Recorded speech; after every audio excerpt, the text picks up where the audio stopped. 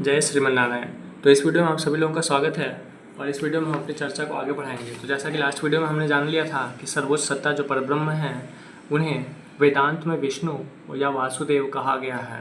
वो क्यों कहा जाता है? क्योंकि विष्णु का शाब्दिक अर्थ ही है जो कण कण में व्याप्त हो। जैसे एक रसगुल्ले को चाशनी में जब हम लोग डुबो के रख देते हैं तो वो रसगुल्ला चाशनी में स्थित है, वैसे ही ये सारी सृष्टि भगवान में ही स्थित है।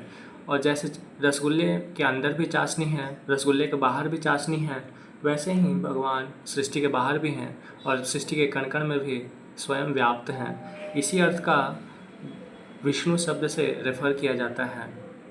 तो वास्तविक शब्द जो है वेदांत क्या कहता है? वेदांत कहता है कि ब्रह्म कौन है, पर ब्रह्म कौन है, सर्वोच्च सत्ता जिसे लोग अपनी अपनी कल्पनाओं के आधार पर कुछ कुछ मानकर पूजते रहते हैं, वह सर्वोच्च सत्ता सर्वेश्वर जो सबों का ईश्वर है, तम ईश्वराणाम परमम महेश्वरम, जो समस्त ईश्वरों का भी ईश्वर है, वह परब्रह्म कौन है? तो वह जो भी है उसे विष्णु या वासुदेव शब्द से पुकार सकते हैं। तो वेदांत कहता है कि सारी सृष्टि उसी विष्णु से उत्पन्न होती है और सारी सृष्टि को वही पालन करते हैं। सारी सृष्टि का लय भी उन्हीं में हो जाता है और वे ही सृष्टि की स्थिति के भी कारण हैं। तो सृष्टि और स्थिति, पालन और संहार, लय, ये सभी उन्हीं विष्णु में ही होता है और वे विष्णु ही इन सबों के मूल कारण हैं। और यहाँ पे विशेष बात यह है कि यह सारी सृष्टि उन्हीं विष्णु का रूप है, क्योंकि वे विष्णु सर्वात्मा है। ये सृष्टि चित्त और अचित, जीवात्मा और जड़ प्रकृति के मेल से बनी है।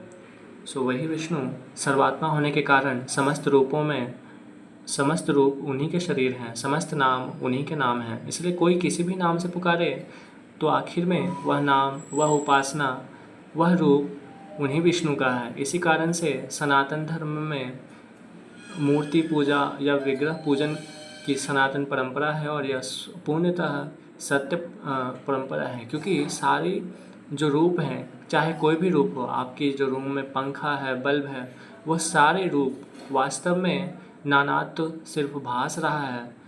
आपको दिखने में अलग लग रहा है कि ये पंखा है, ये टीवी है, लेकिन ये सारे के सारे रूप उसी परब्रह्म के हैं जिन्हें विष्णु या वासुदेव कहा जाता है। तो सभी लोग उपासना तो उन्हीं विष्णु की करते हैं, लेकिन कुछ लोग सही से उपासना करते हैं और कुछ लोग गलत उपासना करते हैं, जो कि शास्त्रों की विधि के अनुसार नहीं है। इसलिए उनके फलों में भेद होता है। किसी को वैकुंठ मिलता है, कोई मुक्त हो जाता है और कोई नरक में जा कर के यम यात्रा को भोगते हैं।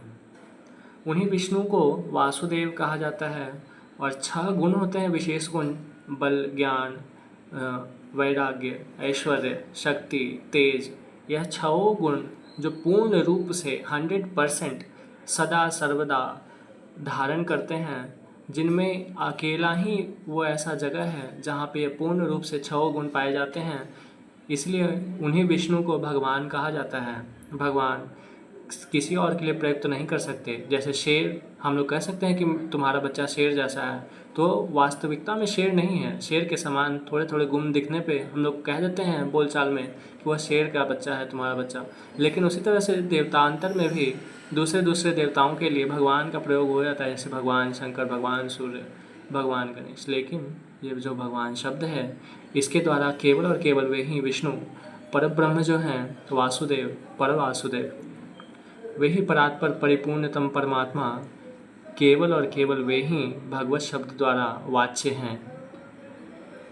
उनके और कई नाम हैं, जैसे हरि, नारायण, परम पुरुष, परम पद, तद विष्णोः परमं पदम। ऋग्वेद, समस्त वेद कहते हैं तद विष्णोः परमं पदम। उसको पा जाने के बाद, उन विष्णु को प्राप्त करने के बाद कभी किसी का लौटना नहीं होता, पुनर्जन्म नहीं होता और वो जन्म मृत्यु के सनातन चक्र से मुक्त हो जाते हैं। उन्हीं को परब्रह्म कहा जाता है। वे ही श्रीनिवास कहलाते हैं, वे ही श्री के पति हैं और वे ही गोविंद हैं। उन्हीं का एक नाम अच्युत है, क्योंकि वो अपनी पोजीशन से कभी नीचे नहीं आते। वो सर्वेश्वर कल भी थे, आज भी समस्त ईश्वरों के भी ईश्वर हैं और कल भी समस्त ईश्वरों के भी ईश्वर रहेंगे। इसलिए अपनी स्थिति से नीचे नहीं गिरने के कारण उनका एक नाम अच्युत है। उन्हीं का नाम मधुसूदन है, उन्हीं को केशव कहते हैं उन्हीं को माधव कहते हैं, उन्हीं का एक नाम जनार्दन भी है। आगे आने वाले वीडियोस में हम उनके अलग अलग शक्तियों के बारे में चर्चा करेंगे। जय श्रीमन नारायण।